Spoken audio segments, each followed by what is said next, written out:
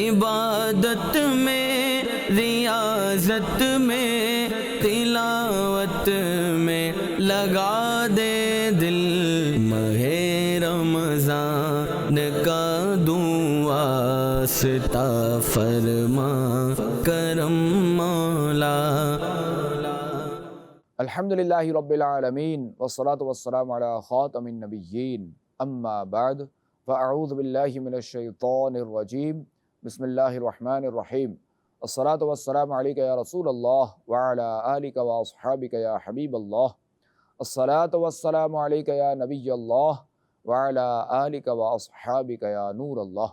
اللہ کریم کے آخری نبی صلی اللہ تعالی علیہ وآلہ وسلم کا فرمان عالی شان ہے، تمہارے دنوں میں سب سے افضل دن جمعہ ہے۔ اسی دن حضرت آدم صفی اللہ پیدا ہوئے، اسی میں ان کی روح مبارک قبض کی گئی، اسی دن سور پھونکا جائے گا اور اسی دن ہلاکت طاری ہوگی، لہٰذا اس دن مجھ پر درود پاک کی کثرت کیا کرو، کیونکہ تمہارا درود مجھ تک پہنچایا جاتا ہے۔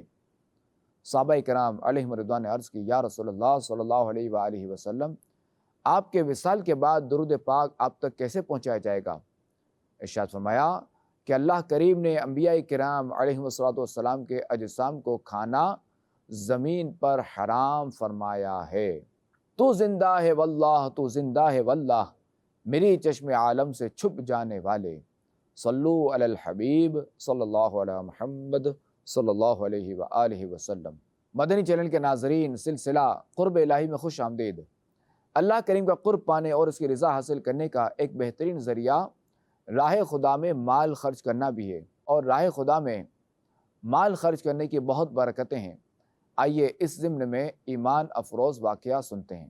دعوت اسلامی کے ادارے مکتبۃ المدینہ کی کتاب عیون الحکایات جلد اول میں ہے کہ حضرت احمد بن ناصح رحمۃ اللہ تعالی علیہ فرماتے ہیں، ایک غریب شخص بہت عبادت گزار اور کثیر العیال تھا، گھر کا خرچ وغیرہ چلانے کے لیے اون کی رسیاں بناتا اور انہیں فروخت کر کے کھانے پینے کا سامان خرید لاتا، جتنا مل جاتا اسی کو کھا کر اللہ کریم کا شکر ادا کرتا۔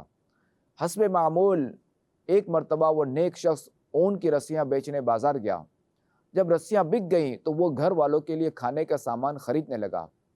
اتنے میں اس کا ایک دوست اس کے پاس آیا اور کہا، میں سخت حاجت مند ہوں، مجھے کچھ رقم دے دو۔ اس رحم دل عبادت گزار شخص نے وہ ساری رقم اس غریب حاجت مند سائل کو دے دی اور خود خالی ہاتھ گھر لوٹ آیا۔ جب گھر والوں نے پوچھا کہ کھانا کہاں ہے تو اس نے جواب دیا، مجھ سے ایک حاجت مند نے سوال کیا، وہ ہم سے زیادہ حاجت مند تھا، لہٰذا میں نے ساری رقم اس کو دے دی۔ گھر والوں نے کہا، اب ہم کیا کھائیں گے، ہمارے پاس تو گھر میں کچھ بھی نہیں۔ اس نیک شخص نے گھر میں نظر دوڑائی تو اسے ایک ٹوٹا ہوا پیالہ اور ایک مٹکا جس میں پانی جمع کیا جاتا ہے تو وہ برتن نظر آیا۔ اس نے وہ دونوں چیزیں لیں اور بازار کی طرف چل دیا، اس امید پر کہ شاید انہیں کوئی خرید لے اور اس میں کچھ کھانے کا سامان لے آؤں گا۔ چنانچہ وہ بازار پہنچا، لیکن کسی نے بھی اس سے وہ ٹوٹا ہوا پیالہ اور مٹکا نہ خریدا۔ اتنے میں ایک شخص گزرا جس کے پاس ایک خراب پھولی ہوئی مچھلی تھی۔ مچھلی والے نے کہا، تو میرا خراب مال اپنے خراب مال کے بدلے خرید لے، یعنی یہ ٹوٹا ہوا پیالہ اور مٹکا مجھے دے دے اور مجھ سے یہ پھولی ہوئی خراب مچھلی لے لے۔ اس عابد شخص نے یہ سودا منظور کر لیا اور خراب مچھلی لے کر گھر پلٹ آیا اور گھر والوں کے حوالے کر دی۔ جب انہوں نے اس مچھلی کو دیکھا تو کہنے لگے، ہم اس بیکار مچھلی کا کیا کریں؟ اس عابد شخص نے کہا، تم اسے بھون لو، ہم اسے ہی کھا لیں گے، اللہ کریم کی ذات سے امید ہے کہ وہ مجھے رزق ضرور عطا فرمائے گا۔ چنانچہ گھر والوں نے جب مچھلی کا پیٹ کاٹا تو اس کے اندر سے ایک نہایت قیمتی موتی نکلا۔ گھر والوں نے عابد کو خبر دی۔ جب صبح ہوئی تو وہ عابد شخص اس موتی کو لے کر جوہری، جو ہیرے جواہرات کا کام کرنے والے ہوتے ہیں، ان کے پاس گیا۔ جب جوہری نے وہ موتی دیکھا تو حیران ہو کر کہنے لگا کہ تیرے پاس یہ موتی کہاں سے آیا؟ اس نیک آدمی نے جواب دیا، ہمیں اللہ کریم نے یہ رزق عطا فرمایا ہے۔ جوہری نے کہا، یہ تو بہت قیمتی موتی ہے، میرا خیال ہے کہ اس کی قیمت 30,000 درہم ہے۔ تم ایسا کرو کہ فلاں جوہری کے پاس چلے جاؤ، وہ تمہیں اس کی پوری قیمت دے سکے گا۔ چنانچہ وہ نیک شخص اس موتی کو لے کر دوسرے جوہری کے پاس پہنچا۔ جب اس نے قیمتی موتی دیکھا تو وہ بھی اسے دیکھ کر حیران رہ گیا اور پوچھا، یہ تمہارے پاس کہاں سے آیا؟ اس عابد نے وہی جواب دیا کہ یہ ہمیں اللہ کریم کی طرف سے رزق عطا کیا گیا ہے۔ جوہری نے کہا، اس کی قیمت کم از کم 70,000 درہم ہے۔ مجھے تو اس شخص پر افسوس ہو رہا ہے جس نے تمہیں اتنا قیمتی موتی دیا ہے۔ بہرحال 70,000 درہم لے لو اور یہ موتی مجھے دے دو۔ جب وہ عابد ساری رقم لے کر اپنے گھر پہنچا تو اس کے پاس ایک سائل آیا اور کہا، مجھے اس مال میں سے کچھ دو جو تمہیں اللہ کریم نے عطا کیا ہے۔ اس نیک شخص نے کہا، ہم بھی کل تک تمہاری طرح محتاج اور غریب تھے، یہ لو تم اس میں سے آدھا مال لے جاؤ۔ یہ دیکھ کر اس سائل نے کہا، اللہ کریم تمہیں برکتیں عطا فرمائے، میں تو اللہ کریم کا ایک فرشتہ ہوں، مجھے تمہاری آزمائش کے لیے بھیجا گیا تھا۔ مدنی چینل کے ناظرین، اس واقعے سے معلوم ہوا کہ اللہ کی راہ میں مال خرچ کرنے اور ایک حاجت مند کی حاجت روائی کی برکت سے اس غریب شخص کو کس قدر مال عطا کیا گیا۔ یقیناً یہ بات سچ ہے کہ جو اپنے کسی مسلمان بھائی کی مدد کرتا ہے، اللہ کریم بھی اس کی مدد فرماتا ہے۔ جو کسی پر رحم کرتا ہے، اللہ کریم بھی اس پر رحم فرماتا ہے۔ یاد رکھیے، راہ خدا میں مال خرچ کرنے سے کوئی کم نہیں ہوتا۔ اگر راہ خدا میں خرچ کیا جائے تو اس کا ثواب بھی ملتا ہے اور اس کی برکت سے مال میں خیر و برکت بھی ہوتی ہے۔ خود اللہ کریم نے قرآن پاک میں اپنی راہ میں مال خرچ کرنے کی ترغیب دلائی ہے اور اس پر بے شمار اجر و ثواب کی خوشخبری بھی سنائی ہے، جیسا کہ پارہ 3 سورہ بقرہ کی آیت نمبر 261 میں ارشاد باری تعالی ہے، مثل الذین ينفقون اموالهم فی سبیل اللہ کمثل حبۃ انبتت 7 سنابل فی کل سنبلۃ 100 حبۃ واللہ یضاعف لمن یشاء واللہ واسع علیم۔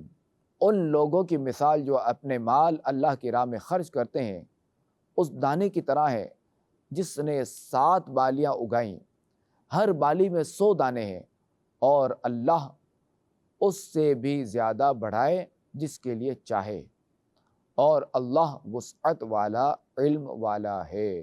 تفسیر صراط الجنان میں اس آیت مبارکہ کی تفسیر کچھ یوں بیان کی گئی ہے، راہ خدا میں خرچ کرنے والوں کی فضیلت ایک مثال کے ذریعے بیان کی جا رہی ہے کہ یہ ایسا ہے جیسے کوئی آدمی زمین میں ایک دانہ بیج ڈالتا ہے جس سے 7 بالیاں اگتی ہیں اور ہر بالی میں 100 دانے پیدا ہوتے ہیں۔ گویا ایک دانہ بیج کے طور پر ڈالنے والا 700 گنا زیادہ حاصل کرتا ہے۔ اسی طرح جو شخص راہ خدا میں خرچ کرتا ہے، اللہ کریم اسے اس کے اخلاص کے اعتبار سے 700 گنا زیادہ ثواب عطا فرماتا ہے، اور یہ بھی کوئی حد نہیں بلکہ اللہ کریم کے خزانے بھرے ہوئے ہیں، اور وہ کریم و جواد ہے، جس کے لیے چاہے اسے اس سے بھی زیادہ ثواب عطا فرما دے۔ چنانچہ کئی جگہ پر اس سے بھی زیادہ نیکیوں کی بشارت ہے، جیسے پیدل حج کرنے پر بعض روایتوں کی روح سے ہر قدم پر 7 کروڑ نیکیاں ملتی ہیں۔ اس آیت کریمہ میں خرچ کرنے کا مطلقاً فرمایا گیا ہے، خواہ خرچ کرنا واجب ہو یا نفل، نیکی کی تمام صورتوں میں خرچ کرنا شامل ہے، خواہ وہ کسی غریب کو کھانا کھلانا ہو یا کسی کو کپڑے پہنانا، کسی غریب کو دوائی وغیرہ لے کر دینا ہو یا راشن دلانا، کسی طالب علم کو کتاب خرید کر دینا ہو یا کوئی شفا خانہ بنانا، یا فوت شدگان کے ایصال ثواب کے لیے فقراء اور مساکین کو تیجے 40ویں وغیرہ پر کھلا دیا جائے۔ مدنی چینل کے ناظرین، راہ خدا میں خرچ کرنے سے ہمارے ذہنوں میں یہ وسوسہ پیدا ہوتا ہے کہ مال کم ہو رہا ہے۔ یاد رکھیے، بظاہر تو مال کم ہو رہا ہوتا ہے، لیکن در حقیقت دینے والے کے نامہ اعمال کو نیکیوں سے بھر رہا ہوتا ہے۔ جس طرح کنویں کا پانی نکالنے سے کم نہیں ہوتا بلکہ بڑھتا جاتا ہے، اسی طرح راہ خدا میں خرچ کیا ہوا مال بھی کم نہیں ہوتا بلکہ اس میں مزید برکت اور اضافہ ہوتا چلا جاتا ہے۔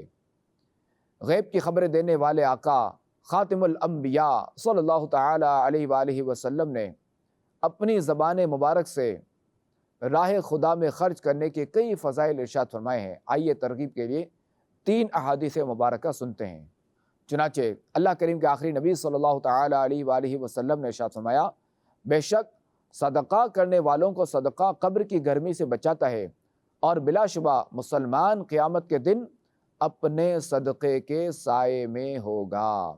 خاتم النبیین صلی اللہ تعالی علیہ وآلہ وسلم نے ارشاد فرمایا، نماز ایمان کی دلیل ہے، اور صدقہ گناہوں کو یوں مٹا دیتا ہے جیسے پانی آگ کو۔ اللہ کریم کے آخری نبی صلی اللہ علیہ وآلہ وسلم نے ارشاد فرمایا، صبح و سویرے صدقہ دیا کرو، کیونکہ بلا صدقے سے آگے قدم نہیں بڑھاتی۔ مدنی چینل کے ناظرین، ہم نے احادیث مبارکہ میں راہ خدا میں خرچ کرنے کے فضائل سنے۔ یقیناً ہمارا بھی راہ خدا میں مال خرچ کرنے کا ذہن بنا ہوگا۔ یہاں ایک بات یہ بھی یاد رکھیں کہ راہ خدا میں خرچ کرنے کی 2 صورتیں ہیں۔ نمبر 1، صدقات واجبہ، مثلا زکوٰۃ، فطرہ، عشر، روزوں کا فدیہ اور قسم کا کفارہ وغیرہ۔ نمبر 2، صدقات نافلہ، جیسے غریبوں، مسکینوں، یتیموں، طلباء، علماء اور مساجد و مدارس وغیرہ کو دینا۔ نیز اولیاء کرام یا فوت شدگان کے ایصال ثواب کے لیے جو خرچ کیا جاتا ہے وہ بھی اس میں داخل ہے کہ یہ سب صدقات نافلہ ہیں۔ اے عاشقان رسول، ماہ رمضان المبارک جاری و ساری ہے۔ اس مہینے میں مسلمان اپنے صدقات واجبہ مثلا زکوٰۃ اور فطرہ وغیرہ کی ادائیگی کرتے ہیں، لیکن بعض لوگ ان میں بھی سستی کر جاتے ہیں۔ آئیے زکوٰۃ دینے کے فضائل اور نہ دینے کی وعید پر مشتمل حدیث سنتے ہیں۔ خاتم النبیین صلی اللہ تعالی علیہ وآلہ وسلم نے ارشاد فرمایا، تمہارے اسلام کا پورا ہونا یہ ہے کہ تم اپنے مالوں کی زکوٰۃ ادا کرو۔ خاتم النبیین صلی اللہ علیہ وآلہ وسلم نے ارشاد فرمایا، جو اللہ اور اس کے رسول پر ایمان رکھتا ہو اسے لازم ہے کہ اپنے مال کی زکوٰۃ ادا کرے۔ خاتم النبیین صلی اللہ علیہ وآلہ وسلم نے ارشاد فرمایا، جس کو اللہ کریم نے مال دیا اور وہ اس کی زکوٰۃ ادا نہ کرے تو قیامت کے دن وہ مال گنجے سانپ کی صورت میں کر دیا جائے گا، جس کے سر پر 2 چتیاں ہوں گی، یعنی 2 نشان ہوں گے۔ وہ سانپ اس کے گلے میں توق بنا کر ڈال دیا جائے گا، پھر اس یعنی زکوٰۃ نہ دینے والے کی باچھیں پکڑے گا اور کہے گا، میں تیرا مال ہوں، میں تیرا خزانہ ہوں۔ یاد رکھیے کہ جب بھی صدقات واجبہ یا صدقات نافلہ کی ادائیگی کریں تو چند باتوں کو مد نظر رکھیں، ورنہ راہ خدا میں خرچ کرنے کا ثواب ضائع ہونے کا خطرہ ہے۔ جب بھی راہ خدا میں خرچ کریں تو پاکیزہ اور حلال کمائی سے خرچ کریں، کیونکہ اللہ کریم پاکیزہ مال ہی قبول فرماتا ہے۔ چنانچہ حضرت ابو ہریرہ رضی اللہ تعالیٰ عنہ سے روایت ہے کہ خاتم النبیین صلی اللہ علیہ وآلہ وسلم نے ارشاد فرمایا، جو شخص پاکیزہ مال سے صدقہ کرے اور اللہ کریم پاکیزہ مال کے سوا قبول نہیں کرتا، اللہ کریم اسے اپنے دائیں ہاتھ سے قبول فرماتا ہے، خواہ وہ ایک کھجور ہو، پھر وہ صدقہ رحمان کے دست قدرت میں بڑھتا رہتا ہے، حتیٰ کہ پہاڑ سے زیادہ ہو جاتا ہے، جس طرح تم میں سے کوئی شخص گھوڑے یا اونٹ کے بچے کو پالتا ہے۔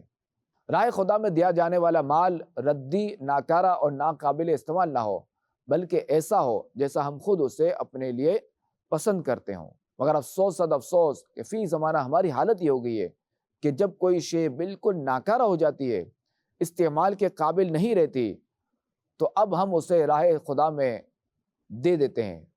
روٹیوں پر پھپھوندی لگ گئی، سالن ناراض ہو گیا، باسی ہو گیا، خراب ہو گیا، تو باندھ کر گھر میں کام کرنے والی ماسی کو پکڑا دیا جاتا ہے۔ سیلاب زدگان وغیرہ آفت زدہ لوگوں کو امداد کے نام پر ایسے کپڑے وغیرہ بھیج دیے جاتے ہیں جو پہننے کے قابل ہی نہیں ہوتے۔ ہاں یہ ضرور ہے کہ بعض چیزیں اہل ثروت حضرات کے اعتبار سے استعمال کی لائق نہیں ہوتی، مگر غربا کے اعتبار سے وہ ایک نعمت ہوتی ہے۔ مثلاً قابل استعمال پرانے کپڑے، پرانے بستر اور دوسری کارآمد چیزیں نوکروں وغیرہ کو دی جا سکتی ہیں۔ ایسا نہیں کہ گھر میں پڑے پڑے دوائیاں ایکسپائر ہو گئیں تو اٹھا کر اسپتال میں دے آئے تاکہ وہ غریبوں کو دے دیں، اور یہ تک نہ سوچیں کہ کوئی دوا استعمال کرے گا تو فائدے کے بجائے نقصان اٹھائے گا۔ لہٰذا میں چاہیے کہ جب بھی راہ خدا میں کوئی چیز دیں تو ایسی دیں جو قابل استعمال اور دوسروں کے لیے نقصان دہ نہ ہو، اور اگر ممکن ہو تو اپنی پسند کی چیز راہ خدا میں خرچ کریں، کہ اپنی پسندیدہ چیز راہ خدا میں دے دینا بہت بڑے اجر و ثواب کا کام ہے۔ اسی طرح مالدار کا، صاحب ثروت حضرات کا نئی چیز دینا، نئے کپڑے دینا، یہ بھی اسی میں داخل ہے کہ اس میں جو ہے وہ زیادہ ثواب ملے گا۔ قرآن کریم کے 4 پارے کی ابتدا میں اللہ تبارک و تعالیٰ کا ارشاد ہے، لَن تَنَالُوا الْبِرَّ حَتَّى تُنْفِقُوا مِمَّا تُحِبُّونَ، تم ہرگز بھلائی کو نہیں پا سکو گے جب تک راہ خدا میں اپنی پیاری چیز خرچ نہ کرو۔ اللہ کریم ہمیں اپنی راہ میں اچھی سے اچھی چیز خرچ کرنے کی توفیق و سعادت عطا فرمائے، آمین بجاہ خاتم النبیین صلی اللہ علیہ وآلہ وسلم۔ عبادت میں، ریاضت میں، تلاوت میں لگا دے دل، ماہ رمضان کا دعا ستا فرما کرم مولا۔